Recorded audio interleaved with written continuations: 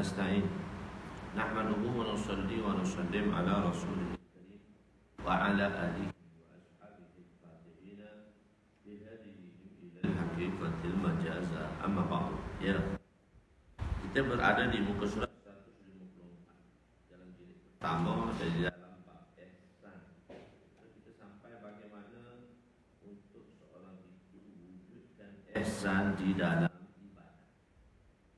Yang terakhir dalam surat 154. Sebelum ni kita berada di situ. Sebelum ni kita telah mendefinisikan tentang makna ihsan. Kita flashback balik ke belakang, apa itu makna ihsan. Apa makna ihsan dari segi bahasa, dan satu lagi makna istilah. Makna ihsan dari sudut bahasa iaitu melakukan sesuatu perkara dengan cara yang terbaik. Dan Allah nak daripada kita ahsanu amala allazi khalaqal mauta wal hayata liyabluwakum ayyukum ahsanu amala. Allah hantar kita, Allah uji kita, Allah bagi kehidupan dan kematian semata-mata untuk menguji kita. Dan Allah nak tengok di kalangan kita ahsanu amala, siapa melakukan sesuatu perkara itu dengan cara yang terbaik. Jadi ihsan ni ialah buat satu perkara dengan cara yang terbaik. Buat ihsan. Dan untuk mencapai satu perkara yang baik, maka sahabat Sayyidina Jibril AS dihantar oleh Allah Ta'ala untuk bertanya kepada Nabi tentang ihsan. Mal ihsan? Akhbirni anil ihsan. Itu persoalan yang ditanya oleh Sayyidina Jibril alaihissalam. Khabarkan kepada saya, ya Rasulullah, apa itu ihsan? Maknanya kita nak sinambungkan makna bahasa dengan makna istilah. Makna bahasa dengan makna istilah. Jadi Sayyidina Jibril alaihissalam tanya, mal ihsan? Apa itu ihsan? Yakni macam mana nak buat sesuatu amal tadi supaya menjadi yang terbaik. Liyabluwakum ayyukum ahsan. Ahsan itulah, daripada ahsan itulah kita akan keluarkan perkataan ihsan. Ihsan tu dia perkataan masdar pada ihsan tadi. Maknanya kalau past tense dia ahsana. So mudhari' dia yuhsinu. Ahsana yuhsinu ihsanan. Gitu. Ahsana yuhsinu ihsanan fahuwa muhsinun. Uhsina yuhsanu ihsanan fazaka muhsanun. Ma ahsana ma uhsina. Lam yuhsin lam yuhsan. Itu tentang ihsan. Maksudnya ihsan ialah perkataan works dari sudut perkataan masdar di dalam ba' if'al. Asal dia hasana juga. Cuba dia ba' if'al ni dia tambah hamzah qat'i di depan dia tadi. Ahsana. Jadi ihsan. Ihsan tadi basic lah, maknanya ihsan. Maka akhbirni anil ihsan. So kita comparekan dua tu. Bila Jibril AS tanya, akhbirni anil ihsan, apa itu ihsan? Maksudnya, macam mana ya Rasulullah kita nak jadikan setiap perkara dan ibadat yang kita lakukan tadi mempunyai sifat ihsan. Sampai darjah ihsan. Maka Nabi jawab, ta'budallah ka'annaka tara fa in lam takum tara fa innahu yaraka. Yakni apa dia? Nak sampai kepada darjah ihsan, ibadat kita, Nabi kata ta'budallah, an ta'budallah, beribadatlah kamu kepada Allah, tunailah kamu ibadat tadi, menunaikan perintah lah. Beribadatlah kamu pada Allah semasa menunaikan ibadat, ka'annaka tara, seolah-olah kamu melihat Allah. Fa in lam takum tara fa innahu yaraka. Jika sekiranya kamu tidak dapat melihatnya, maka fa innahu yaraka, kamu kena rasai bahawa Allah itu sentiasa melihat kamu. Jadi dua di sini. Lihat Allah dan sentiasa merasai bahawa kita sedang dilihat oleh Allah. Jadi pertama kita panggil dia musyahadah. Musyahadah. Ataupun mukasyafah boleh juga. Kasyafah. Kasyafah tu maksudnya kasyaf. Tu orang kata, orang tu kasyaf tu. Kan kalau kita cakap, orang tu dia kasyaf tu. Maksudnya dia nampak. Dia nampak. Dia nampak dosa, gugur. Misalnya contoh, Imam Abu Hanifah rahimahullah. Dia kata, mazhab Imam Abu Hanifah, mula-mula fatwa dia kata, maksudnya fatwa tu boleh berubah. Kadang haram, kadang halal. Kenapa boleh jadi haram? Kenapa boleh jadi halal? So, kadang-kadang fatwa tadi boleh berubah. Fatwa tadi boleh berubah. Jadi, misalnya satu konsep tadi. Jadi, Imam Abu Hanifah rahimahullah, dia kata air musta'mal najis. Air yang kita ambil daripada ibadat, selepas kita ambil ibadat, air itu yang jadi musta'mal. Biasa air musta'mal tu ialah air yang sedikit, gugurnya air daripada basuhan wuduk yang pertama. Maksudnya basuhan wuduk muka jatuh kepada tempat air yang sedikit, maka air itu dah jadi musta'mal. Air musta'mal tu air yang telah digunakan. Air musta'mal ni kalau mengikut kebanyakan mazhab, kesemua mazhab mengatakan suci. Cuma dia tahir, suci, cuma tidak mutahhir. Tak boleh menyuci, tak boleh buat angkat hadas. Mana tak boleh ambil wuduk lah, tak boleh mandi wajib lah, tak boleh angkat hadas. Suci dia. Dia bukan najis, suci. Imam Hanifah kata tak, najis. Najis khafif. Kenapa? Allah Ta'ala bagi dia kasyaf. Bila satu orang tu ambil wuduk, maka dia lihat daripada air wuduk tadi, titisan air wuduk tadi, dosa gugur. Dosa tu kotor lah. Dosa tu gugur. Jadi, beliau mengatakan tak najis. Air musta'mal ni najis. Orang lain kata, kenapa boleh? Kami tak kata najis. Sebab dia mukasyafah. Kasyaf. Dia nampak. Macam itulah kalau kita ibadat pada Allah, macam kita nampak Allah tu. Tapi kita dah bahas dah. Boleh lihat ke tak boleh lihat. Ada perbahasan lagi. Dia nampak. Orang lain tak nampak, dia nampak. Dia nampak dosa gugur. Sebab tu dia buat keputusan najis. Tapi akhir hayat dia tarik balik. Dia tarik balik fatwa dia. Dia kata apa? Tak najis. Orang kata, Datuk ni tua dah kali kot. Datuk ni dulu kata najis, sekarang tak kata najis dah. Berbalik habis ni. Kena sogok apa ke tak? Mungkin orang bagi duit pitih kat dia kot, suruh kata tak najis pula. Dia pun buat fatwa, air musta'mal tak najis. Air musta'mal tak najis, dia kata. Orang kata, kenapa? Dulu kata najis. Dulu aku tengok, aku nampak dosa tu gugur. Daripada wuduk tadi yang dilakukan. Sebab Nabi kata, bila siapa basuh muka, maka gugurlah dosa daripada mata yang dilihat tadi. Muka tu maksudnya muka tu daripada apa yang dilihat oleh mata dia. Dosa tu gugur. Muka masuk.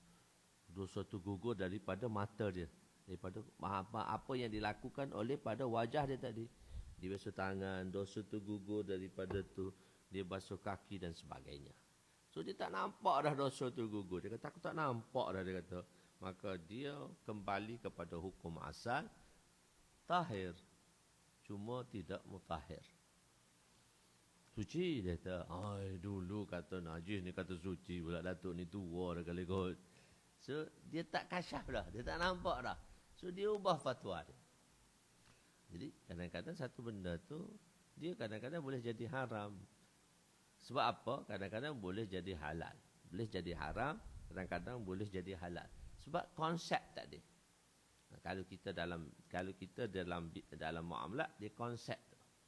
Konsep tu, kenapa konvensional halal? haram. Kenapa Islamik halal? Benda dia tersama ya, konvensional ambil untung, Islamik pun ambil untung. Tapi kenapa Islamik halal? Kenapa konvensional haram? Konsep yang digunakan. Dalam konvensional dia pakai konsep muawadah. Kalau konsep muawadah dia kena ada 3 benda. Kalau 3 benda ni tak cukup syarat, maka haram benda tu. Okey, konsep Islamik dia tak pakai konsep muawadah. Dia pakai konsep wakalah atau mudharabah. Perniagaan tu dalam bentuk wakalah atau perniagaan tu dalam bentuk mudharabah. Takaful nasional datang, dia ambil mudharabah. Takaful selepasnya datang, bank negara pun sarankan tak buat mudharabah dah, kena buat wakalah. So dalam wakalah nak wakilkan, so dia ada konsep dia. Mesti juga orang main saham. Orang main saham dia kata, saham ni patuh syariat. Patuh syariat tu maksudnya halal lah. Tak patuh syariat tu bahasa dia bahasa korporat. Tak patuh syariat tu kalau bahasa hukumnya haram lah. Tapi bahasa korporat tu patuh syariat, tak patuh syariat. Jadi dalam saham, tengok contoh ni, saya nak compare benda ni. Kadang-kadang dia boleh berubah. Dalam saham, kita masuk saham BSKL. So kita masuk saham. Dan bila masuk saham, kadang-kadang saham tu halal. Tapi dia tak sepanjang dia halal. First time kita masuk saham ni gini, dia kata halal. Lepas 6 bulan kena tengok pula saham tu halal ke tak halal. Dia bukan masuk pertama kali kat saham tu halal sepanjang masa. Tak. Dia kena tengok pula lepas 6 bulan tu. Kadang-kadang saham yang halal tu jadi haram. Sebab dia mungkin dalam konsep tu dah berubah. Apa yang diniagakan dia tadi? Dia tak semestinya masuk tu saham halal, terus halal. Lepas tu halal sepanjang masa. Tak, lepas 6 bulan, dia setiap setahun 2 kali kena cek. Saham tu halal. Sekarang kan semua duk camping tu. Tak handsome tak apa, asal kaya. DDNK. So ada, okey lah. Pertama mungkin konsep tu halal. Tapi selepas 6 bulan, dia perubahan berlaku. Jadi dia tak akan jadi halal. Ada tak jadi halal lah. Sebab mungkin dalam bisnes, dalam saham tadi dia masuk perkara-perkara yang haram. So saham yang halal tu jadi haram. Tak semestinya halal mula-mula kat kita kata halal. Hentam sajalah belalang. Filamri kata kat anak dia, Pak Belalang. Tak payah tanyalah, hentam sajalah belalang. Tak boleh, kena tengok pula selepas 6 bulan.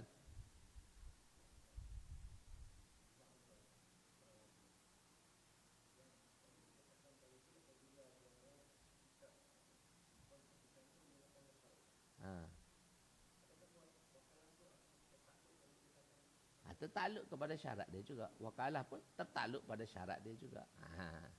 Dia tertakluk. Wakalah dia ada syarat dia. Mudharabah dia ada syarat dia.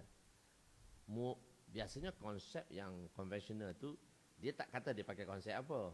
Tapi dia pakai konsep sebenarnya apa yang dia buat tu, dia panggil muawadah, pertukaran. Tukar. Muawadah ni tukar. Jadi benda yang nak ditukar tak ada. Yang wakalah tu dia ada syarat tu, iaitu kena detail lah. Saya tak berapa itulah. Tapi sekarang kalau takaful ikhlas, dia pakai sistem wakalah. Jadi sistem wakalah dia ada syarat-syarat dia. Wakil dia. So dia tak sama dengan syarat muawadah. Situ kena detail lagi lah.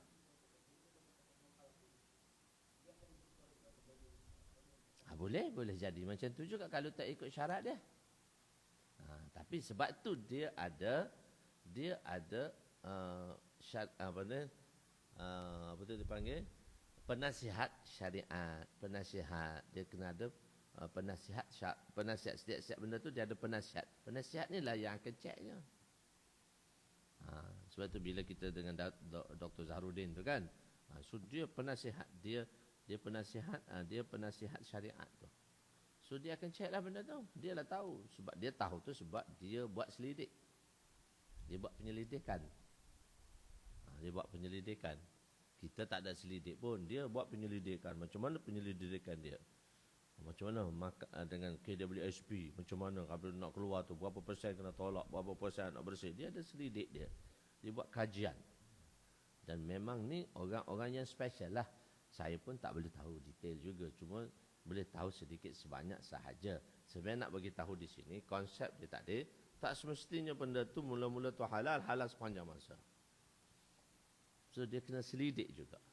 Sebab tu dia ada penasihat. Dia ada penasihat tu. Satu-satu tempat tu dia ada penasihat. Dia panggil penasihat syarak tu. Dari segi syarak tu dia ada penasihat. Itu konsep yang dipakai. Macam-macam lah. Ada orang ni kata, so di situ dia ada sedikit ikhtilaf. Perselisihan pendapat. So kadang fatwa kebangsaan kata okey. Kadang fatwa ni kata itu dia ada. Kadang-kadang dia masa dia kata tak okey tu, masa mungkin syarat yang tu sebab dia selepas 6 bulan tu dia kena tengok balik. Dia tak benda sebab benda yang nak diniaga tu lain dah. Dia nak buat berniaga tu, dia tak sebenarnya niaga tu, banyak benda yang dia niagakan. Okey, sebenarnya kita nak bagi tahu, saya nak tasbihkan di sini, dia bukan semestinya tak satu benda tak haram, tak boleh jadi halal. Tak, haram, tak boleh jadi halal. Halal, tak boleh jadi haram. Tak, boleh berubah benda tu. Keadaan tu boleh berubah. Sebab tu dalam mazhab Imam Syafi'i pun, dia ada 2 fatwa. Satu fatwa qadim. Satu fatwa jadid. Fatwa qadim, Imam Syafi'i duduk di Iraq. Masa Imam Syafi'i tinggal di Iraq. Dia keluarkan satu fatwa. Lepas tu fatwa jadid. Fatwa jadid pula yang dikeluarkan oleh Imam Syafi'i semasa dia tinggal di Mesir. So, dia perubahan tempat berbeza selalu. Fatwa dia ubah selalu. Sebab kadang-kadang fatwa itu berubah mengikut tempat dan keadaan. Dia tak tengok satu. Dia tengok masa, dia tengok tempat dan sebagainya. Satu orang tanya dalam Dr. Zarudin, satu orang tanya dia. Dia kata, saya orang Singapura. Kami tak ada sistem Islamik. Apa yang kami buat ni haram ke? Kami semua konvensional. Tak ada Islamik. Doktor diam. Syarat-syarat dia kita nak beli begini. Doktor kata, kamu pakai fatwa yang dikeluarkan oleh ahli majlis fatwa Singapura. Apa majlis fatwa Singapura beritahu kepada kamu tentang hukum tersebut? Tapi kalau kat kami kata haram. Sebab kami dah ada sistem Islamik. Itu pun dia kata Singapura dengan Malaysia beza dah. Dia kata saya tak boleh nak berkata haram pada tempat tuan. Sebab tuan tak ada sistem tu. Tak ada sistem Islamik, tak ada. Tuan hanya ada sistem konvensional. So orang fatwa ni dia akan check balik. Dia nak gunakan kadar gana macam mana. Sebab tu kata, kenapa boleh berubah? Dia orang faham. Kita tak faham. Dia orang akan bahas. Dia orang akan bentang, dia akan bahas macam mana untuk membolehkan. Dia ada konsep dia. Bukan sini boleh, sini tak boleh, tak apa. Sebab tempat dia berbeza. Sana tadi dia tak ada sistem Islam. So macam mana dia nak gunakan tu dibolehkan. Hukum halal haram boleh berubah ke? Tak, dia boleh berubah sebab ahli dia yang faham. Kita tak faham. Dia kata saya tak boleh kata kat sana. Tuan ikutlah fatwa Singapura. Sebab itu dalam fatwa ni kita mengikut kawasan dan tempat. Ada satu orang datang masa kami belajar. Orang England. Masa itu kita orang duduk dengan guru-guru Hanafi. Sebab guru-guru kita mufti itu Hanafi semua. Itu masalah Hanafi. Satu orang daripada England datang. Tanya fatwa dia. Dia kata kamu tanya ulama-ulama di sana tentang hukum kamu. Kalau kami sini tak boleh bagi kami. Kami tak tahu keadaan kamu di sana. Kami tak boleh tahu. Kami tak boleh buat keputusan. Kami nak buat keputusan. Dia tak boleh. Kami kena tengok surah dia tadi tu. Benda tu di depan kamu. Benda tu konsep. Misalnya satu orang lah dia nak buat satu keputusan. Tolong betulkan muamalat saya. Si A dengan si B. Dia ada muamalat dan muasyarah. Satu, B ni mari orang B panggil C untuk betulkan muamalat A dengan B. C mana tahu pun. C tak tahu pun. C tak tahu kita niaga apa. Engkau cakap kat dia macam ni. Engkau cakap bagi pihak engkau. Kau tak cakap bagi pihak aku. Bagi pihak saya. So, kau dengar apa yang kau nak. Kau pun pendengarkan apa yang kamu nak. Sebab tu bila kita dengar satu laporan, satu komen. So tu bagi pihak dia komen. Macamlah anak kita. Dia balik nangis. Dia kata orang pukul dia. Kita dengar anak kita, orang pukul dia. Kita kena tanya anak kita, kenapa orang pukul kamu? Saya pukul dia dulu. Oh, kamu pukul dia dulu. Sebab tu orang pukul kamu. Sekarang orang dengar sebelah pihaknya. Saya kena pukul ayah. Tapi ayah cerdik tu kena tanya, kenapa kamu kena pukul? Saya kacau dia dulu. Kamulah salah, bukan orang lain salah. Tidak, kalau ayah dia dengar sebelah pihak, masalah sekarang ayah dia dengar anak dia je. Ibu bapa dengan anak ya sekarang. Dulu ayah kita tak pernah dengar kita. Kita buat salah kat sekolah, balik tu diam je. Kena pukul dah kat sekolah kat cikgu, balik tu diam je. Lepas tu beritahu kawan-kawan, jangan pecah rahsia tahu sampai kat ayah aku. Kena pulak lah aku kali kedua. Orang dulu. Oh ayah tahu, panggil lah. Kena pulak. Sebab ayah tak bela anak. Orang sekarang ayah bela anak. Tu pergi serang guru tu. Orang dulu kenapa tak serang guru? Budak tu kali dia balik cerita yang dia kena pukul kat guru, dia kena pukul pula kat ayah dia. So, guna dengar sebelah pihak. Waktu yang jadi haru biru tu. Sebab dengar sebelah pihak. Sebelah pihak tu dia kata macam tu. Tak boleh. Mana boleh doa. Selepas sembahyang, berdoa. Dia dengar pihak dia je. Dia tak dengar pihak kita. Mana hadis kita. Mana hujah kita, dalil kita. Dia kata dia tak betul. Dia tak boleh. Dia kata tak boleh guna kunut. So tak apalah tempat dia. Dia buat lah tak boleh kunut subuh. Kita ada dalil boleh kunut subuh sebab Nabi buat kunut.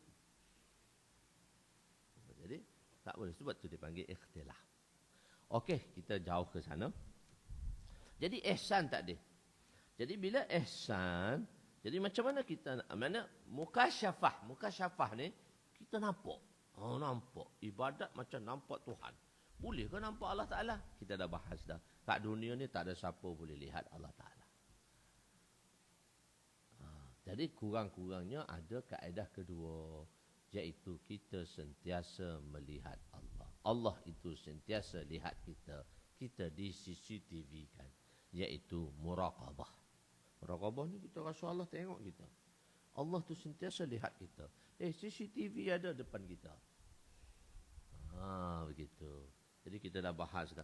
Jadi sekarang kita sampai kepada macam mana nak wujud. Jadi kita dah bahas dah, boleh tengok Allah Ta'ala tak? Nabi kata, kalau tengok hari kiamat macam mana? La tudrikul absar dalam Quran kata, wa huwa yudrikul absar wa huwal latiful khabir. Alam ya'lam bi anna Allah yara. So kita dah bahas dah. Sekarang macam mana kita nak wujudkan ihsan dalam ibadat kita? Sembahyang kita, amal-amal kita, wujud ihsan dalam ibadat kita. Contohlah dalam ibadat.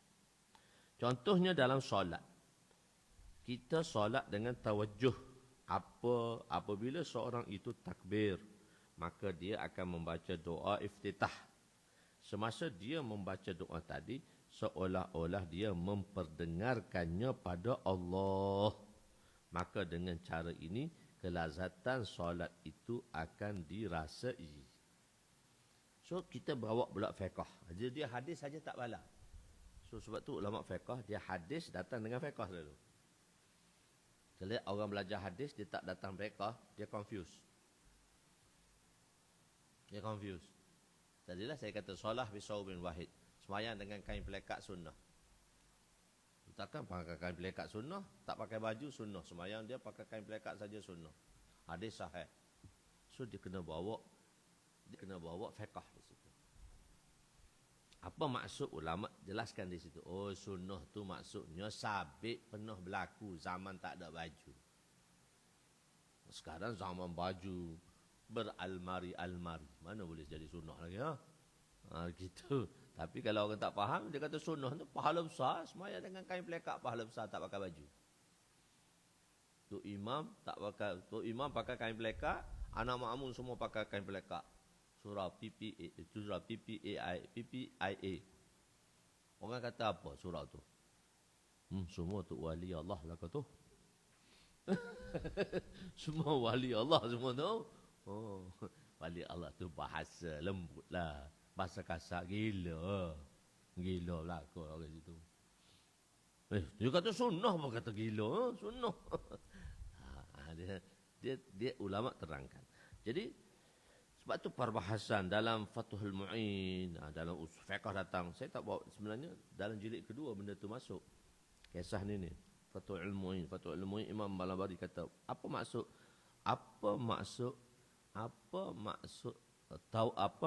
dia kata, apa maksud tawajjuh? Apa maksud khusyuk? Apa maksud khusyuk? Alla tahzura fihi ghairu ma huwa fihi wa in ta'allaqa bil akhirah. Jilid kedua saya bawa kisah tu di muka surat 17. Kisah tu ibarat tu saya bawa di jilid kedua bila bab wuduk. Ini saya tak bawa sebab satu-satu benda tu saya tak bawa semua di sini. Saya bawa berbagai tempat. Kalau kita bawa sini pula, bawa sana pula, dia jadi tebal lah kitab kita. Dia jadi banyak jilid. So kita bawa pada peringkat-peringkat je.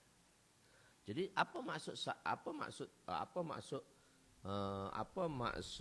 dia ni? Dia panggil khusyuk dalam solat. Alla takhzura fihi ghairu ma huwa fihi.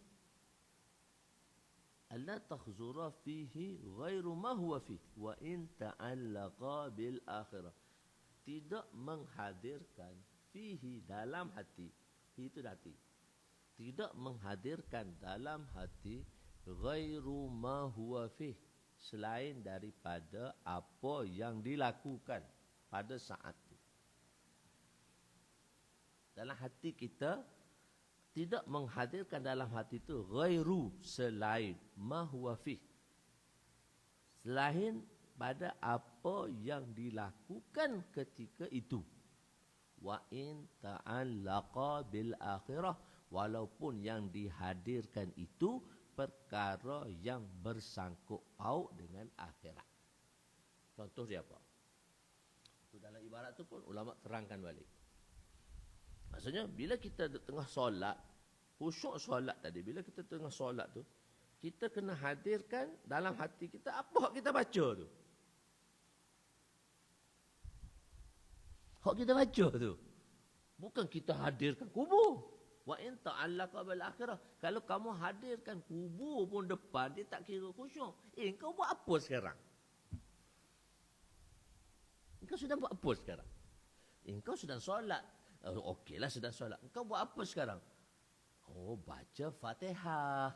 Engkau baca Fatihah, maka hadirkanlah Fatihah dalam hatimu.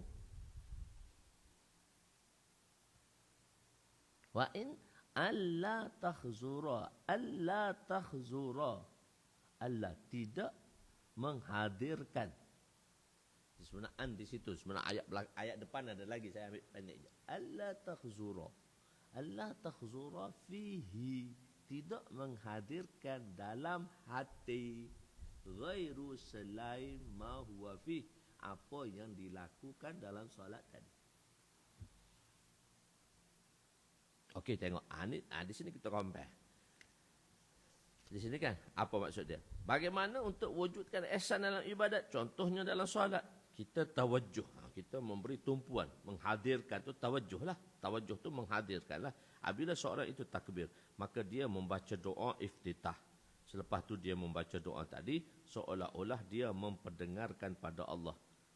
Baca, kita hadirkan apa yang kita baca, Fatihah yang kita baca, kelazatan ini akan dirasai. Seterusnya apabila kita ta'awuz, a'udzubillahi minasyaitonirrajim, so kita baca Fatihah, maka hendaklah gambarkan bahawa perkara yang paling penting bagi kita ialah bagaimana untuk mengikuti jalan yang orang yang diberi nikmat, siratal ladzina an'amta alaihim ghairil maghdubi alaihim. So kita hadirkan, siapa mereka-mereka yang Allah bagi nikmat tu? Siapa mereka yang sesat dan waladdallin? Siapa mereka yang sesat tu? Siapa mereka yang terpesong tu? So kita hadirkan apa yang kita baca tadi. Sekurang-kurangnya kita kena tahu apa hak kita baca. Terjemah dia. Baru kita tak pergi mana-mana. Ni kita baca Fatihah tapi kita dah kira berapa untung kat kedai kita. Berapa untung di kedai kita. Satu orang tu kisah dia. Kisah masyhur. Betul wallahu alam ke tak betul. Dia sembahyang belakang Pak Imam. 4 rakaat dia ada 4 kedai. Dia pun rakaat pertama dia kira kedai dia pertama. No. Rakaat kedua dia kira kedai kedua. Rakaat ketiga dia kira kedai ketiga. Rakaat ketiga tu imam duduk tahiyat salam. Dia kata satu kedai lagi tak kira. Dia pun kata subhanallah. Tu imam pun bangun. Betul lah aku rakaat ketiga. Bangun dengan sebab makmum tadi dia bagi subhanallah bila tu imam tu salam. Lepas tu lepas maya orang kata Masya Allah bagus kamu. Orang lain semua lupa semua. Kamu seorang ingat kita tertinggal satu rakaat. Kata Pak Imam, setiap rakaat saya kira kedai saya. Saya kira kedai nombor 3 baru. Kedai nombor 4 tak selesai lagi. Tu imam dah salam dah. Tu imam dah salam dah. Maksudnya saya tahulah satu rakaat lagi tertinggal. Kalau solat macam tu habis itu. Allah tahzura ghairu ma huwa fih. Wa in ta'allaqa bil akhirah. Itu dia hadirkan dunia. Kalau dia hadirkan akhirat pun dia tak dikira khusyuk juga. Sebab dia kena hadirkan apa yang dia baca. Kita kena hadirkan apa yang kita baca. Apa yang kita baca itu kita kena hadirkan. Di situ. Jadi apa yang kita baca itu kita hadirkan. Okey. Maka dalam Fatihah tu saya ambil rumusan sajalah. Apa dalam Fatihah tu? Siratal ladzina an'amta alaihim ghairil maghdubi alaihim waladdallin. So seolah-olah kita sedang berbicara dan bermunajat dengan Allah. Macam kita ni dengan Allah saja bermunajat dengan Allah seronok. Bukannya khusyuk tu apa dia kejang mata. Sebab tu kata, fiqh kata pejam mata tu makruh dalam sembahyang. Makruh. Sebab pejam mata tu kenapa? Nak hasilkan khusyuk. Nak hasilkan khusyuk bukan cara kamu. Cara macam mana telah dibentangkan oleh mereka-mereka yang arif. Mereka-mereka yang faham. Siapa? Ulama lah. Bukan cara kamu faham. Kita nak faham, nak khusyuk. Menangis pula baca. Alhamdulillah tu tak tahu apa dia baca. Apa makna Alhamdulillah pun tak tahu. Sekurang-kurangnya khusyuk itu ialah kita tahu makna hak kita baca. Gitu. Jadi seolah-olah kita berbicara. Dalam solat tu macam kita berbisik-bisik, berbicara dan bermunajat dengan Allah. Sekarang baru kita dapat merasai betapa nikmat dan lazatnya solat tersebut. Barulah mari Nabi kata, wa ana Anas radhiyallahu anhu qala Rasul sallallahu alaihi wasallam, ju'ila qurratu aini fi shalah wa huwa fi ba'dil hadis rawahu Nasa'i fi babil hubbin nisa. Ni saya bawa hadis ni. Jadi kenapa Nabi sallallahu alaihi wasallam bersabda, bila dah sembahyang tu apa yang Nabi jelaskan tentang solat? Kenapa sampai macam tu? Nabi kata, Qurratu aini. Sayyidina Anas meriwayatkan bahawa Rasulullah sallallahu alaihi wasallam bersabda, kesejukan mataku terletak dalam solat. Saya terjemah lafzi je situ. Di situ tak ada perbahasan banyak. Saya terjemah lafzi je. Sebenarnya di sini di tempat yang lain dalam bab solat tu kita akan bahas di situ. Perkataan qurrah. Tapi kita bahas cuba nak mari nak baca bab solat tu lambat lagi jilid ke berapa. Perkataan qurrah. Qurratun. Dia jadi qurratu tu sebab dia mudhaaf, dia hilang tanwin. Qurratun ni dia asal daripada dua perkataan. Sama ada daripada qurra, ada tak asal basic dia qurra atau qarra. Kalau qurratun daripada perkataan qurra, apa terjemah dia? Qurratun daripada perkataan qarra, apa terjemah dia? Gitu. Qurra tu daripada perkataan qurra, qarra. Jadi bila daripada perkataan qarra, maksudnya tenang. Kalau qurrah tu daripada perkataan qarra, tenang maksudnya. Allah Ta'ala telah jadikan sejuk, makna tenang mata aku dalam solat. Apa maksud tenang mata aku? Allah sejuknya mata tengok budak tu. Istilah tu kan? Allah sejuknya perut ibu yang mengandung. Tengok budak tu baik, bagus. Kita kata apa? Allah, untungnya ibu yang mengandung. Sejuk perut ibu mengandung. Perut ibu sejuk apa? Ya? So, dia istilah di situ. Maksudnya tenang. Kita katakan, oh tenangnya. Maksudnya budak tu bagus, dia kata. Allah, sejuklah perut ibu. Sejuk perut ibu yang mengandung tu. Lalu budak tu nakal. Oh, panah perut mak dia. So istilah bahasa tu kita pakai. Sejuk perut. Sejuk perut apa? Tenanglah. So Allah Ta'ala telah jadikan solat itu tenang bagi aku. Ya Bilal, arihna bis solat. Bilal, aku ni nak berehat ni, tapi dalam solat. Sebab dalam solat tu aku tenang.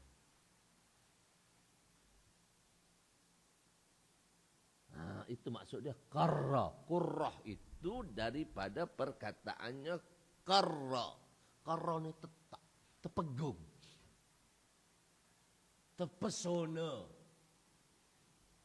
Kita tengok kan, kita tengok orang cantik, oh, comelnya, terpesona, terpegung. Kalau lelaki handsome pun terpegung. Ya. Oh, kalau lelaki tengok orang perempuan, Jan, tak berkelip engkau. Mata tu tak berkelip. Engkau ke mana? Maksudnya terpesona. Dia terpesona. Solat itu telah mempersonakan aku. Aku lenyap, tak ada apa dunia ni. Hilang habis. Solat tu sebab tu Nabi kata, Ya Bilal, arihna bis salat. Kita bila nak rehat, tidur. Nabi bila penat, solat. Sebab tu bila Sayyidina Ali radhiyallahu anhu dia lekat panah kat kaki. Orang nak buang dia, tambah dulu mana ada bius. Solat tu bius bagi dia. Mana obat bius ada nak buang? Nak buang nak panah kat kaki. Tarik macam tu. Sakit ya. Tak ada obat bius pun. So bius dia apa? Solat. Nanti saya nalih solat, engkau kita tarik tu. Panah yang lekat kat kaki dia. Dia pun Allahu Akbar Allah tu. Habis. Qurrah dah. Tenang. Dalam solat tu tenang. Bius dah. Tenang. Tak ingat apa. Ingat Allah je. Tu Lepas sembahyang, kenapa ramai-ramai ni? Nak buang anak panah ke? Dia kata dah buang dah. Sudah buang anak panah pun tak sedar. Ju'ila qurratu aini fis salat. Allah Ta'ala telah jadikan tenangnya daku dalam salat. Nah, itu kalau daripada perkataan qarra. Qurratun tu daripada perkataan qarra. Ajib ulama. Dia ambil satu-satu dia bahas. Kalaulah perkataan qurratun itu daripada perkataan qurra, sejuk. Itu makna sejuk. Sejuk mataku. Sejuk mataku. Sejuk mata. Sejuk mata. Jadi satu tadi tenang. Satu tenang. Tenang. Tak ingat apa. Lupa habis. Satu tu sejuk.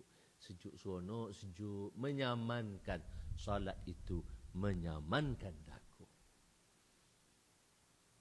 Kita kan panah keluh kesah kan. Salat itu menghilangkan keluh kesah daku. Tapi kita terjemah pada makna menyejukkan pandangan mata. Itu saya ambil daripada perkataan qurra. Bukan daripada perkataan qarra. Qurratun sama ada dia daripada qurra atau dia daripada qarra. Qarra tenang, qurra sejuk. Jadi ulama sebab istilah kan, dia kadang-kadang benda-benda tu Nabi cakap. Bahasa Nabi dia panggil kalla wadalla. Perkataan Nabi ni kalla wadalla. Pendek tapi huraian dia panjang. Itu perkataan Nabi. Kalla wadalla. Pendek je, simple aja. Tapi huraian dia Masya Allah. Perkataan Allah, huraian dia tu panjang. Kita belajar tafsir Bedawi. Kita orang belajar tafsir Bedawi. Tafsir besar Bedawi ni. Dengan Syekh Musa Rohani Bazi rahmatullah alaih. Tuan-tuan tahu, kita baca bismillah 3 bulan tak habis lagi. Tafsir bismillah aja. Kita orang kata bila nak masuk alhamdulillah. Syekh 3 bulan duduk. Allah, duduk. Kalau orang kata duduk pulun tu bismillah saja. Tu 3 bulan duduk pulun bismillah. Samudra Al-Fatihah. Fatihah tu samudra, lautan. Itu samudra Al-Fatihah dia kata. Sebab lautan Fatihah tu. Kita mengaji Bedawi dengan Syekh Musa Rohani Bazi 3 bulan bismillah. Aku ni ngaji tafsir. Apa ni dia kata. Tapi depan Syekh tak semua tak berani nak kata. Dengar je lah. Syekh kita ngaji tafsir ke ni? Macam ilmu dibahas dalam bismillah. Bedawi, Syekh syarah dia. Syekh Bedawi tu kitab tebal. Tafsir tebal. Syekh Musa Rohani Bazi syarah kitab tu 52 jilid. Berapa? 52 jilid. 52 jilid besar ni, besar kitab saya ni 52 jilid. Tafsir tu dia syarah lagi. Kita kata, Syekh, kenapa banyak sangat syarah? Siapa nak baca? Dia kata, orang luar tak boleh baca. Puak-puak engkau yang boleh baca je. Dia kata. So, aku tak buat pada orang luar. Aku buat pada anak murid je. Hak orang boleh baca je. Hak orang tak boleh baca tu, dengar pun tak nak, dia kata. Bukan boleh baca, dengar pun tak nak. Nah, jadi begitu. Jadi qarra itu daripada qurratun itu daripada perkataannya qarra maupun qurra. Tapi saya terjemah satu sahaja, saya terjemah qurra itu daripada qurratun itu daripada qurra yang memberi makna sejuk. Okey, sejuk mataku. Maksudnya semasa dalam solat kita gambarkan bahawa kita sedang bercakap dengan mahbub. Mahbub ni siapa? Yang dicintai. Orang bercakap dalam telefon sampai berjam-jam tak puas. Cakap dengan siapa tu? Buah hati. Buah hati. Kalau telefon mak tak sampai 2 minit. Okey mak, mak siap. Budak lelaki dia telefon mak dia, anak saya dia telefon mak dia 2 minit kan. Tu pun seminggu sekali lah. Tu pun dia kata, dah kerap dah. Kita orang telefon umi kerap dah. Seminggu sekali. Telefon 2 minit lah budak lelaki. Okey abang, okey. Siap, pak letak. Mak dia kata, sabar dulu nak cakap dengan kamu ni. Dia kita okey dah. Ni telefon ni okey dah. 2 minit lah budak lelaki dia telefon kat mak dia. Lepas tu balik sekali tu. Dia telefon lama. Mak dia kata, bang, telefon kat siapa tu? Dia senyum je. Kat kawan, dia kata. Kawan boleh lama dengan umi 2 minit je. Itu kawan lelaki. Kalau kawan perempuan tak tahu lama mana. Kawan lelaki itu kawan perempuan lama mana tak tahu.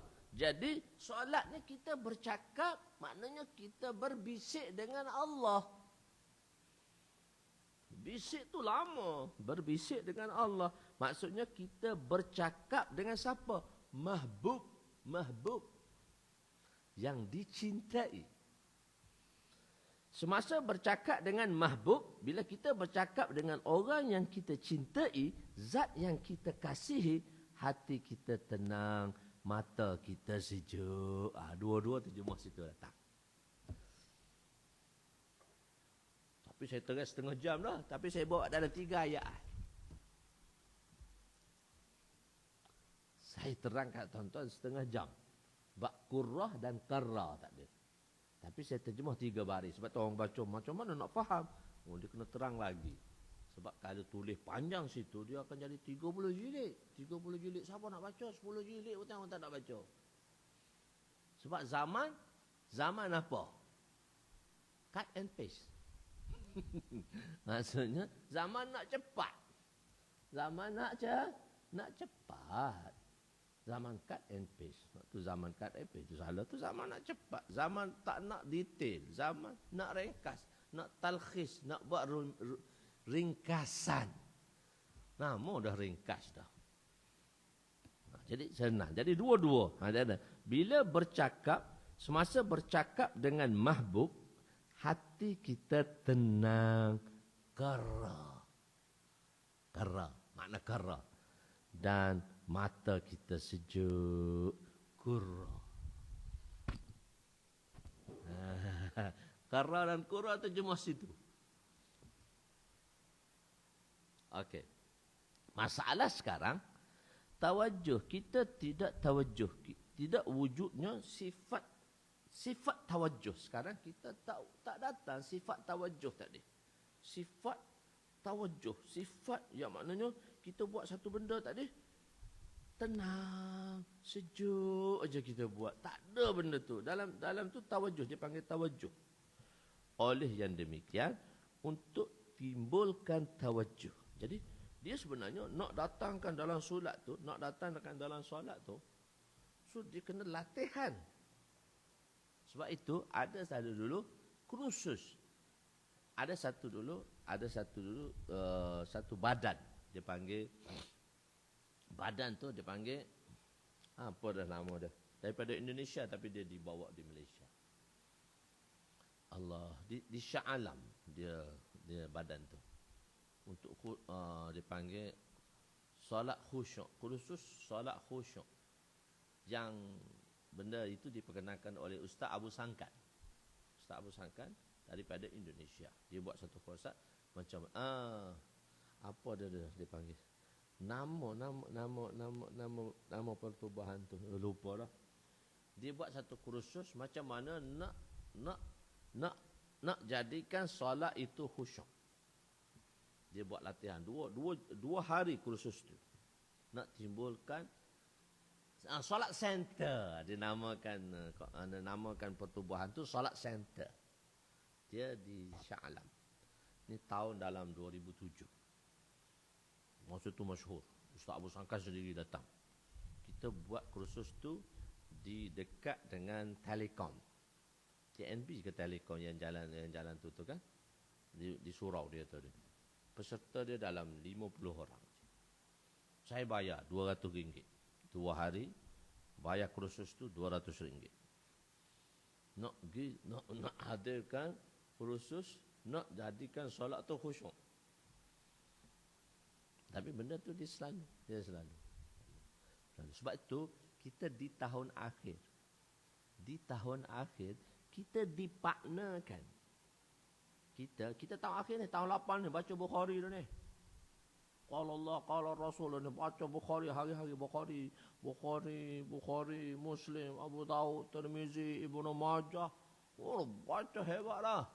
Tapi tuan guru kita partnerkan kita. Setiap satu orang ada partner masing-masing. Apa tujuan partner dia? Masa solat, kau tengok solat aku.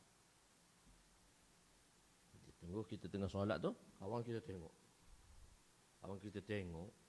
Dia tengok. Dia dah tengok dah. Apa dia tu? Ihsan. Dia dah tengok dah kita. Kita tahu. Tu mukasyafah tu. Nak bagi tahu mukasyafah tu. Mukasyafah tu. Kita pun nampak dia tengok kita. Kita pun nampak dia tengok kita. Dia pun nampak kita. Macam mana kita? Hak dalam tu tak tahu. Hak luar tu, Masya Allah. Tangan di mana? Masa rokok, tangan kat mana? Mata kat mana? Kalau Imam Hanifah lain. Masa rokok, mata tempat sujud.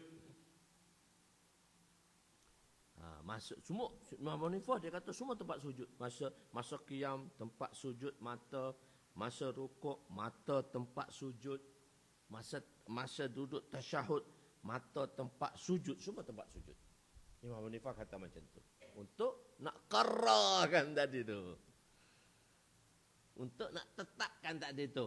So yang luar zahir tu nak qarrarkan tadi tu. Qarra aini tu. Qurratu aini tu nak qarrarkan dia tu. So Imam Syafi'i beza sikit. Imam Syafi'i kata masa qiyam tengok tempat sujud, masa rukuk tengok pada ibu kaki.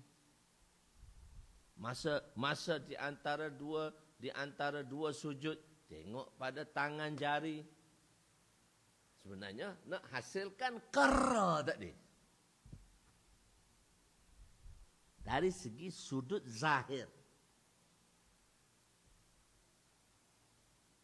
Itu kita belajar cara sembahyang tau. Jadi bila orang kawan saya dengan kawan saya duduk tengok, duduk check ni nak bagi markas ni. Nak bagi poin ni berapa ni. Maulana tanya tau. Tiap-tiap hari tanya. Kita tu final year dah tu. Tapi solat begitu sangat dia jaga. Final year. Kami final year tu. Ngaji tu. Bukhari Muslim tu. Tapi hari-hari kena buat laporan tentang solat.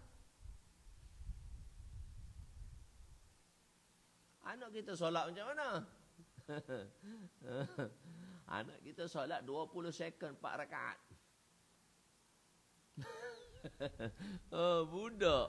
Tak apa dah dia budak. Tapi kita pun lebih kurang ya. Jadi nak qarrarkan itu. Ju'ila qurrah. Tapi perkataan qurrah tu sama ada daripada qarra maupun qurra. Dia panjang. Jadi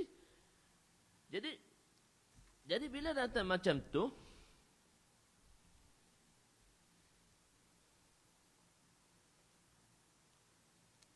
jadi setiap hari tengok kita rukuk macam mana, kita qiyam macam mana. Itu hak zahir dah, hak batin tak tengok pun tak tahu, siapa tahu pun. Tapi tengok Bila kita tengok kawan kita buat. So setiap hari 2 rakaat kami lihat satu sama lain. Sebab apa? Supaya nak buat latihan sembahyang, janganlah cepat. So Maulana tanya, macam mana hari ni? Ya, bagus dia. Rukuk betul. Sujud dia betul.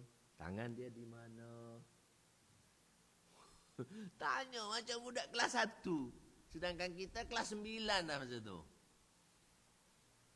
Di tahun ke-9 dah mengaji. Tahun final year, the last final dah. Tapi tanya macam budak tadika.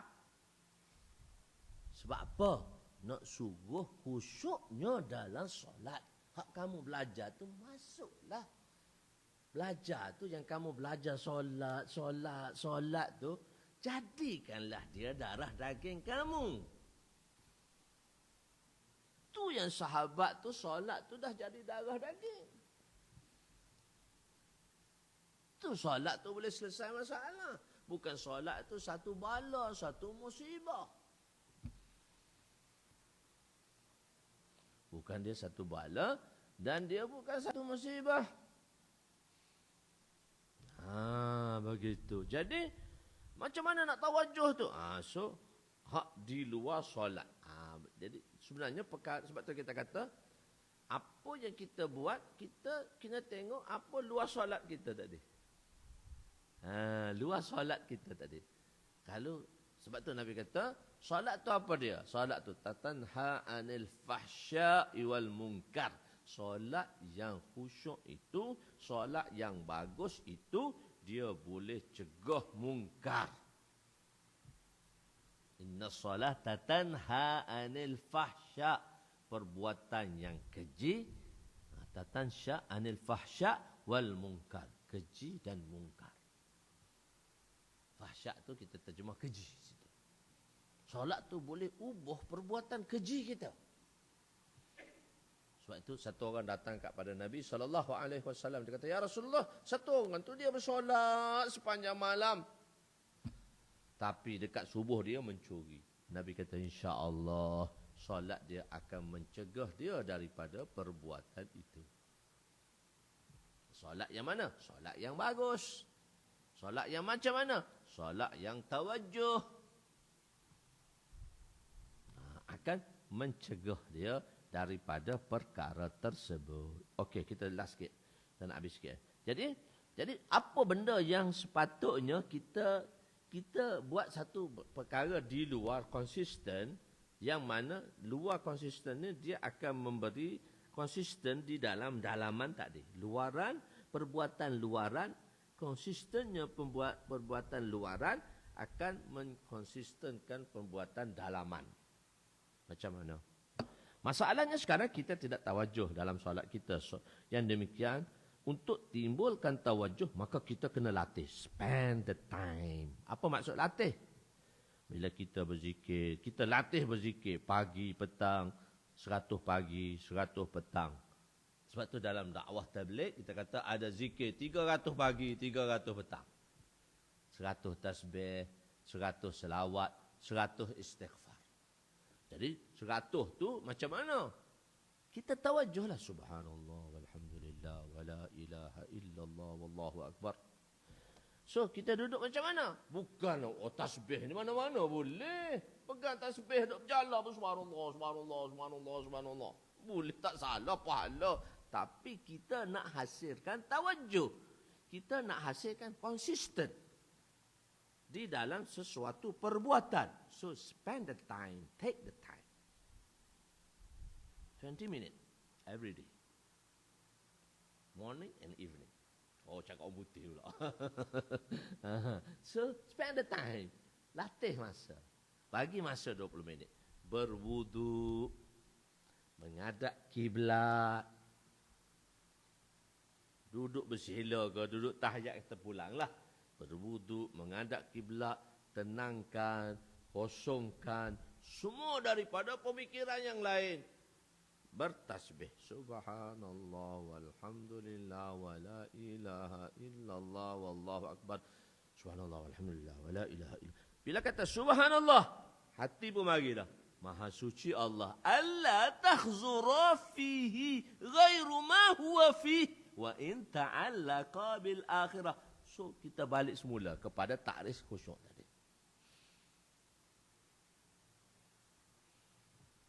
Kita balik semula kepada Allah tahzura fihi, tidak menghadirkan dalam hatinya ghairu ma huwa, selain daripada apa yang sepatutnya dihadirkan. Apa yang sepatutnya dilakukan.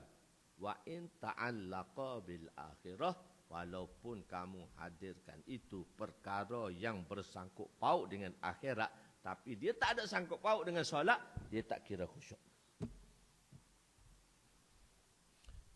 Dia tak susah, mudah aja. Jadi subhanallah datang daripada Maha Suci Allah. Alhamdulillah. Subhanallah, Maha Suci Allah. Alhamdulillah. Segala puji bagi Allah.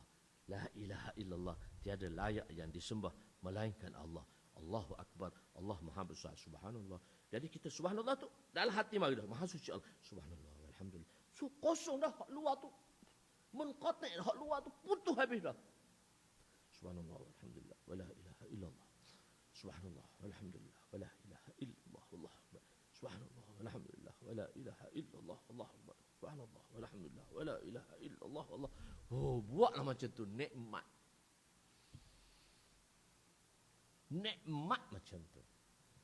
Duduk bahas boleh tak berzikir Allah sahaja, tak boleh lafaz Allah mesti dengan sifat lah, tak boleh bahas Allah Allah sahaja, tak boleh. Sebab dia tak mengecapi nikmat tu. Sebab tu dia boleh bahas. Oh, zikir Allah sahaja tak ada makna, dia kata. Zikir mesti subhanallah, alhamdulillah, Allah Akbar. Zikir Allah tak ada makna. Satu golongan kata. Mungkin dia ada satu pandangan. Tapi dia tak boleh menafikan orang yang berzikir macam tu. Kita tak pernah tengok tau. Kita orang curi tengok tuan guru kita buat apa. Masa dia berzikir, dia tutup pintu pom. Dia kata jangan masuk semua orang. Masa dia berzikir, jangan masuk semua orang. Tak bagi masuk masa berzikir. Tak tahu dia buat apa. Sekali termasuk cari tuan tu tak jumpa. Mana tuan tu? Tak ada. Mana tu guru aku duduk berzikir? Kat mana hilang?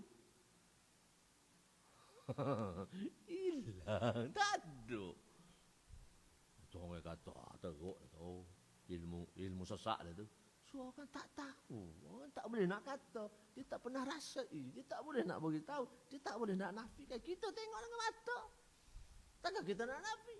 Takkan kita nak bohong? Takkan kita nak bohong? Kita tengok dengan mata. Takkan nak bohong? Tapi tak bolehlah cerita semua. Tuan-tuan kenal saya lama bahasa cerita ni. Tidak, saya tak cerita semua-semua tu. Orang tak percaya ke apa, Zausno. Mai mana cerita, reka. Sekarang, tuan-tuan pukul, nak dengar lagi. Cukuplah setakat tu, tak payah cerita banyak lagi. Pasal dia ada pengaruh dulu. Betul cerita. Maulana Zakaria buat semua hadis daif belaka. Duk tengok Fadail Amal. Memang ada daif. No, dia tulis syarah Bukhari tu. Kau tak tengok syarah Bukhari dia, tulis Arab dia tu. Ni duk kata hadis daif. Mana Zakaria hadis daif? Ilmu apa hadis daif? Tulis Bukhari. Ngajar Bukhari 50 tahun. Orang tak tahu, orang kata, apa Syekh Zakaria menulis hadis daif? Hadis daif, maudhu'. Kawan ni mengajar Bukhari 50 tahun. Tuan guru kita, itu atuk peringkat atuk tu. 50 tahun mengajar. Anak murid je tahu. Tok guru anak murid saja tahu dengan tok guru. Tapi takkan kita nak cerita tok guru kita macam tu. Jadi orang tak tahu. Kalau orang tak tahu, dia cemuh. Dia kata, pengarang hadis daif. Sebab dia tak tahu. Benda tu dia tak dapat nilai. Dia tak dapat tahu. Dia katalah pengarang hadis daif. Kawan ni kitab macam tulis. Macam-macam syarah tulis. Beratus syarah kitab tulis. Lepas tu kitab tulis pula syarah kitab Muwatta' Imam Malik. Aujazul Masalik. Aujazul Masalik itu ialah syarah bagi Muwatta' Imam Malik. Ditulis oleh Syekh Zakaria rahmatullah alaih. Cari lah. Kali kita arak jai kedai-kedai arak Aujazul Masalik. Tengok kita Aujazul Masalik. Itu syarah bagi kita Muwatta Imam Malik rahmatullah. Orang Jawi je, maksud Jawi, orang India aja. Tapi tulis Arab lah. Syarah Arab lah. Ilmu tu kalau orang tak tahu, dia tak tahu lah. Dia kata, penulis kita dok, tahu apa saya Zakaria. Bila orang pergi tu baru orang tahu siapa. Bila orang duduk tu baru orang tahu siapa. Gitu. Tawajuh. Lafaz tadi. Subhanallah. Patut kan? Maka kita latih zikir kita pada waktu pagi dan petang. 100 kali subhanallah, 100 kali alhamdulillah, 100 kali Allahu Akbar, dan 100 kali la ilaha illallah, selawat 100 kali dan istighfar 100 kali. Untuk timbulkan tawajuh dalam solat, maka kita perlu timbulkan tawajuh perhatian kita dalam zikir kita. Untuk ini semasa kita berzikir, kita perlu ada wudu, duduk menghadap kiblat, telinga kita tutup, kepala kita tunduk, kita tak bercakap dengan sesiapa pun. Diam, spend the time. Orang tegur, orang cakap pun diam je semua. Walhamdulillah. Wala ilah. Nikmat. Telah cuba terang buat. Telah cuba buat tu mau buat. Oh, nikmat. Ini kita sambil berjalan, subhanallah, alhamdulillah, subhanallah, alhamdulillah, mana. Okey, nak berzikir tak salah, benda tu. Kita tak kata salah, sambil berzikir, sambil berjalan. Duk pegang tasbih semua, kita tengok tengah Allah kita tasbih, subhanallah. Oh, wali besar. Tak apa, tak kisah. Tapi buat masa tu, buat macam tu. Allahu Akbar. Apabila kita lafaz zikir, maka tawajuh kita mengenai lafaz tadi, subhanallah, maha suci Allah daripada segala keaiban. Alhamdulillah, segala puji bagi Allah. La ilaha illallah, tiada layak disembah selain Allah. Allahu Akbar, Allah maha besar. Maka dengan inilah Allah kata, wala zikrullahi akbar. Baru mari ayat tu. Wala zikrullahi akbar.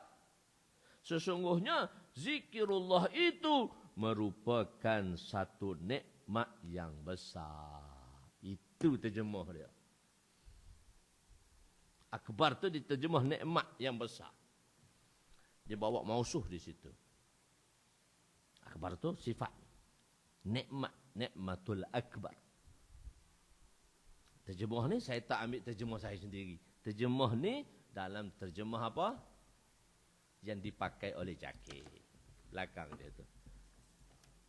So kita hawalah mana kitab terjemah yang kamu ambil. Okey, pimpinan Rahman kepada pengertian Al-Quran.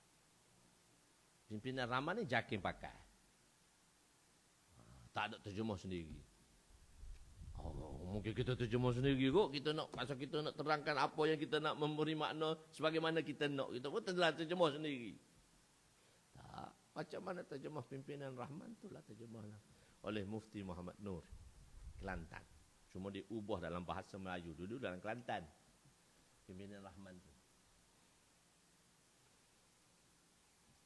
Jadi wala zikrullahi akbar, terjemah dia surah Al-Ankabut ayat 45. Dan sesungguhnya zikirullah itu akbar. Akbar tu diterjemah panjang, merupakan satu nikmat yang besar. Zikirullah tu besar. Apa maksud besar? Nikmat. Orang dapat nikmat berzikir ni nikmat. Nikmat berzikir tu. Begitu.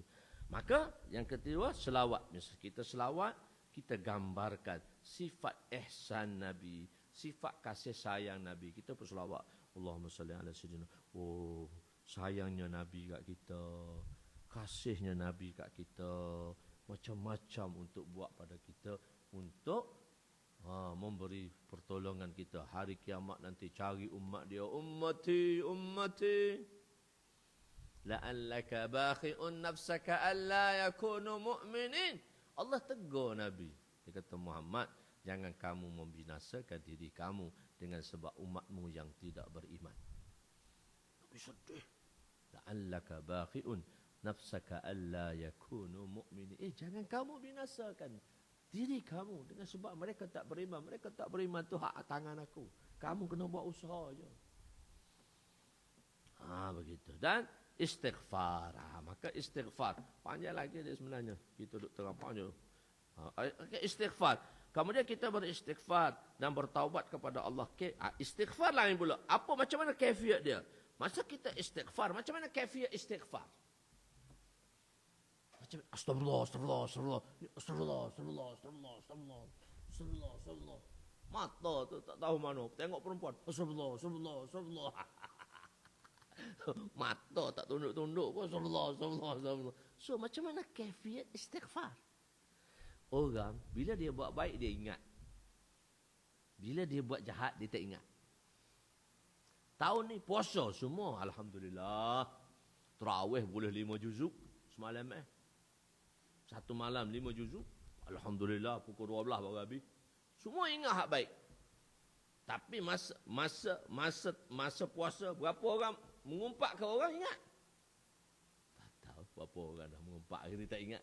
So manusia ni dia ingat benda baik, tapi dia tak ingat benda buruk. Maka semasa istighfar, kita hadirkan kesalahan kita. Astagfirullahaladzim.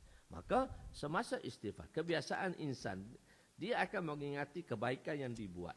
Kalau dakwah keluar 4 bulan, puasa sempurna, tapi kebiasaannya dia akan lupa dosa-dosa yang dilakukannya. Berapa banyak puasa yang ditinggalkan, sebanyak mana kita mengumpat, sebanyak mana perintah yang dilanggar, semua ini lupa semua, tak ingat habis dosa-dosa. Jadi oleh itu, semasa beristighfar, kita lupakan kebaikan yang kita buat. Kita ingati dosa yang kita buat. Astagfirullah.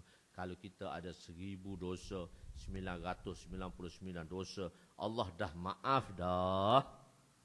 Maka satu dosa sahaja Allah tak maaf. Nak masuk neraka ni tak perlu banyak dosa, dosa pun cukup dah. Sebab tu Nabi bawa satu kisah, Nabi cerita satu kisah, satu umat yang terdahulu, wanita abidah beribadat tak tinggal, tapi tak bagi kucing makan. Dia letak kucing dalam bilik, kurung kucing dalam bilik, tak bagi makan, mati dengan kelaparan, dengan sebab tu masuk neraka. So dosa cukup dah neraka ni. Tak perlu banyak. Jadi kita beristighfar. Oleh itu, semasa kita beristighfar, kita lupakan kebaikan yang kita buat. Kita ingati dosa yang kita buat. Kerana apa? Setiap dosa boleh membawa seorang itu ke neraka. Satu dosa cukup. Jadi kita gambarkan, kalaulah aku ada 1000 dosa, dan 990 dosa telah Allah ampunkan dan tinggal hanya satu dosa lagi, maka sudah cukup bagi satu dosa itu untuk Allah masukkan daku ke dalam neraka. Maka kita gambarkan sebegini, kita lupa kebaikan kita, kita gambarkan dosa-dosa kita. Macam mana kita baca, Allahumma inni zalamtu nafsi zulman kasira. Ya Allah, sesungguhnya aku telah menzalimi diriku dengan kezaliman yang banyak. Ini doa yang banyak dibaca oleh Sayyidina Abu Bakar radhiyallahu anhu. Di antara salah satu doa yang kita baca selepas tasyahud tu dalam tahiyat. Hakikatnya kita rasa perkara ini dalam hati. Hakikatnya kita rasa dalam hati kita. Sekarang hanya ada zikir secara lisan sahaja, tidak secara qalbi. Dan solat kita tiada lagi tawajuh. Jangan kita beri perhatian pada apa-apa yang berlaku semasa kita tunaikan zikir. Perhatian kita hanya kepada Allah. Barulah tawajuh ini akan wujud dalam perbuatan kita. Dan kita lakukan zikir itu dengan cinta. Kita menjadikan satu amalan cinta. Untuk timbulkan zikir itu satu keperluan, satu benda yang penting, maka tinggal. Jika kita tertinggal berzikir, maka kita perlu kena islah diri kita. Kita jangan makan. Waktu ni waktu sarapan. Tadi sebelum subuh tak berzikir. Jangan sarapan. Berzikir dulu. Kita denda diri kita. Kita islah diri kita. Kalau kita Macam kalau masa kita zaman belajar tu, siapa tak kerja? Siapa tak buat kerja yang diberikan untuk sarah dan nahu? Kerja tamrin tu, beribu-ribu kena tamrin tu. Torobo, beribu-ribu kena tamrin tu. Siapa tak siap kerja, tak boleh sarapan. Sarapan, ban. Dalam urdu kita kata, sarapan tutup bagi kamu. Budak-budak nakal, sarapan ban. Ada satu roti nama dia ban. Maksud ustaz sarapan ban, sarapan ditutup pagi ni sebab kerja tak siap. Tapi budak nakal, sarapan ban. Mana aku makan roti tak apa ban kan, dia kata sarapan ban. Satu roti tu nama ban. Kita pun makan ban. Sebenarnya kita ditutup untuk makan. Tapi budak-budak kona lagi. Sarapan ban. Roti ban. Patutnya sarapan ban tu sarapan ditutup, tak boleh makan hari tu. Orang bercuti makan sarapan, orang pergi rehat makan sarapan. Kita tak boleh sarapan bila kerja tak siap. Tapi pesan kat kawan, beli ban kat aku, ban kat aku. So kawan tu lepas pergi, kita tak keluar lah, tapi kawan beli roti nama ban. Makan roti juga. Budak-budak nakal. Masa mengaji lagu tu lah. Tak apa nakal-nakal pun.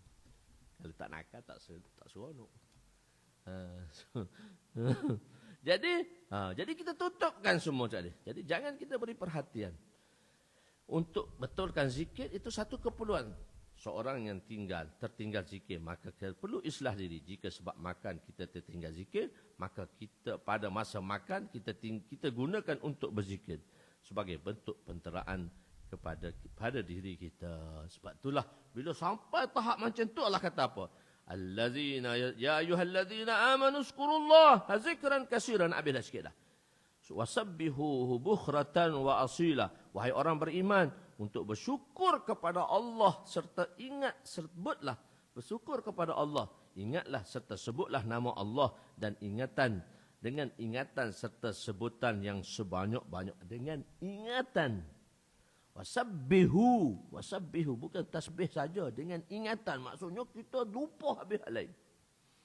Bertasbihlah kamu kepadanya pada waktu pagi dan petang. Al-Ahzab 41-42. Hasil daripada usaha di atas, kesan-kesan. Mari dah kesan. Tawajuh tadi, penumpuan tadi. Kita akan dapati di mana sahaja sehingga waktu belajar maupun waktu makan. Yakni setiap keadaan. Allah Ta'ala kata apa? Allazina yazkuruna Allah qiyaman wa qu'udan wa ala junubihim wa yatafakkaruna fi khalqis samawati wal ard rabbana ma khalaqta hadza batila subhanaka faqina azabannar. Sampai tahap tu Allah kata orang berzikir tu dia sampai tahap tu. Last sekali dah. Mula-mula kata zikir kena banyak tawajuh. Bila sampai hakikat tu Allah kata, iaitu orang-orang yang menyebut dan mengingati Allah semasa mereka berdiri, mengingat Allah, dan mana pun ingat Allah. Duduk pun berzikir, dan semasa mereka berbaring pun mereka ingat Allah. Dan mereka pula memikirkan tentang kejadian langit dan bumi sambil berkata, wahai Tuhan kami, tidaklah engkau menjadikan benda itu sia-sia. Maha suci engkau, maka peliharalah kami daripada azab neraka. Ali Imran ayat 191. Semasa jadi itu baru kita akan dapat lahirkan tawajuh kita, baru kita dapat beri masa, baru kita dapat memberi penumpuan dalam zikrullah kita. Maka kalau kita dapat zikrullah kita ada penumpuan, maka solat kita ada penumpuan. Itulah kaifiat ini. Semualah keadaan ni, bukan dalam solat, dalam kita berdakwah perlu wujud perkara ini. Kaifiat ini barulah kita akan sempurna. Segala apa yang dilakukan itu, kita akan dapat rasa. Marulah amalan itu ahsanu amala, dan amalan kita menjadi ihsan. Wallahu a'lam. Aku li qawli hadza, astaghfirullahal azim li wa li walidayya wa li jami'il muslimina wal muslimat wa lil mu'minina wal mu'minat al ahya'i minhum amwat bi rahmatika ya arhamar rahimin. Ya awwalal awwalin wa ya akhiral akhirin wa ya zal quwwatil matin wa ya rahimal masakin wa ya arhamar rahimin. Allahumma ighfir lana dhunubana wa wasi' lana khalaqana wa tayyib lana kasabana wa kanni'na bima razaqtana wa la tuzhib talabana ila shay'in sarraftahu anna Wassallallahu ala sayyidina Muhammadin wa ala alihi wa sahbihi ajma'in. Walhamdulillahi rabbil alamin. Taqabbalallahu minna wa minkum ya karim. Semoga Allah Ta'ala bagi taufik pada kita semua insyaAllah.